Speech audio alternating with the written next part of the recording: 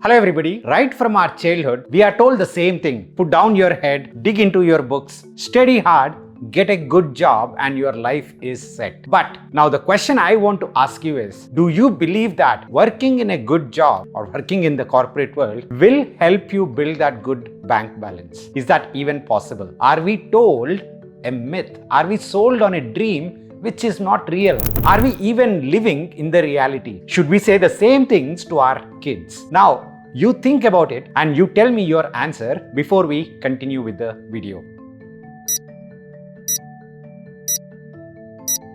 Now, jumping in, one of the largest employers in our country, TCS, has announced that they will be giving a salary hike of approximately 7 to 8% to its employees in the coming year. And to a larger extent, the IT services industry itself, the average hike, the salary increments are expected to be around 8.4 to 9% in the coming year. Now, if you take some of the best years in the last 10 years, 2022 was a really good year for hikes. And even then, the hike was on average 9.7%. If you look at the biggest employers in the country, the IT information technology services, TCS has 6 lakh plus employees. Infosys, Wipro, Cognizant, HCL Tech, Persistent Systems, all these guys together add up to more than 1 million employees. A pretty decent base to consider. And on average, one of the fastest growing industries of the country, if this industry is offering at an inflation adjusted salary increment rate of almost 1 to 2%, can we ever build a bank balance through this method? The PRS Group, the world's leading quant-driven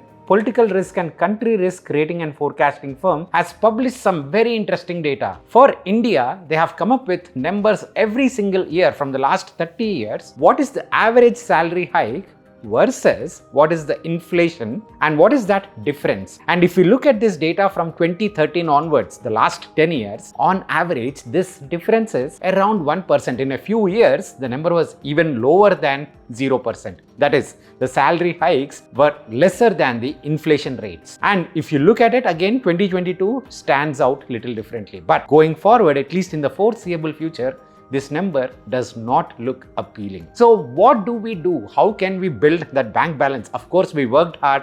Of course, we have studied hard to get to this position. Traditionally, we have used a few methods. The first and the most interesting method that a lot of us, including myself, have followed was work hard, or rather study hard, get into good universities, and then go abroad, study there, work there. You can save there a lot more and bring your savings back to India, and you are starting off with a decent base. And that is a good wealth creation roadmap for a lot of middle class Indian citizens, including me. That was the roadmap. The other thing was, in 2000s and 2010s at least, there was one industry which was growing at a very good pace, and that was IT. So why don't you get into that growing industry, and then subsequently your salary growth would be actually better compared to the inflation adjusted rate. So you are decently building your bank balance. Now, would these methods still apply today? What are some of the other ways in which we can get to increase our wealth? The first one, yes, going abroad, studying abroad, working abroad, all these things still make sense. But if you are already on the wrong side of 20s or in your early 30s, late 30s, then the opportunities reduce dramatically, because not many schools or not many universities can provide you those placement opportunities. And without placement opportunities, it does not make sense for you to go ahead and invest a lot of money, because the fees are in thousands of dollars, and no point in taking that fees as debt and then coming back to India. So that road is still good while you are in your early 20s, but as you get into 30s and 40s, that road is not appealing enough. The second road, the IT sector, which was one of the growth pillars. Again, we have seen the numbers and the numbers are not very promising. But there is another important underlying aspect that you need to understand. IT was the growing field at that point in time. What are the growing fields now? can you ride along the wave so that your salaries increase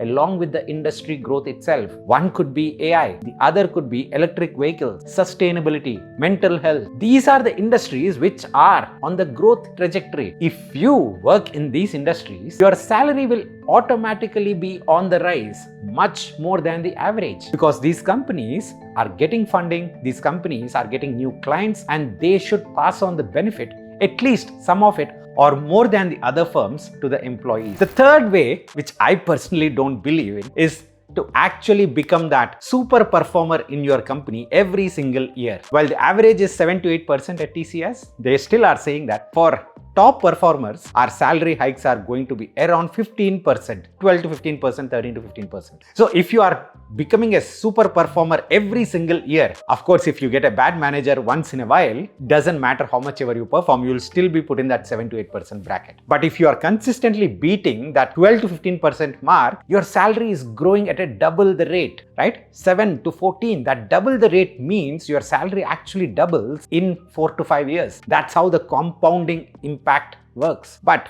I personally don't believe, because there are a lot of ifs and buts. So how can you do it? Number one is you continue to upskill in the area that you believe, dig deeper and get that expertise.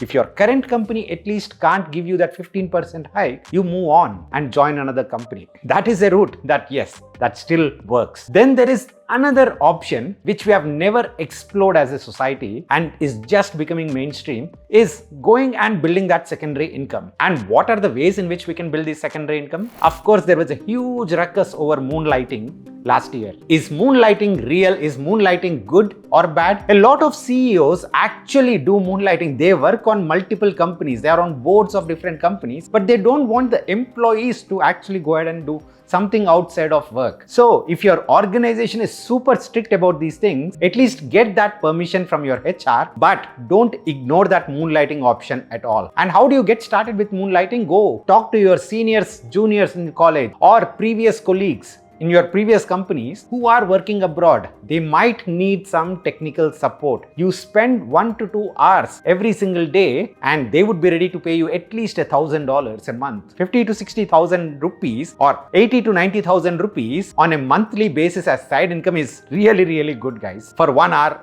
of work. The second option is you actually getting into the content stream. Again, this is something which I personally do and I know it. For example, I am looking for a lot of people who can rewrite my long form content into short form pieces. It could be taking this long form video and putting it on a LinkedIn post or on a tweet or as an Instagram reel or a story, something along those lines. This is small, but it will help you build the connects with the influencers, with the people who have already established networks. And once this network opens up to you, you never know what is the opportunity that might actually come to your door. So please do let me know if you are interested in these kind of content rewriting exercises. Just go ahead, take this video or any of my past videos, write a post on LinkedIn and do tag me. If it is something which works well, my team will reach out to you and we will set up the next call and see if we can onboard you on our team. Definitely, why not? Give it a shot. The only issue that a lot of us face with respect to these side hustles is we believe that, hey, my salary is 4 lakhs per month, 5 lakhs per month, or whatever that number is, and this side hustle is only giving me 10,000 rupees, 20,000 rupees per month.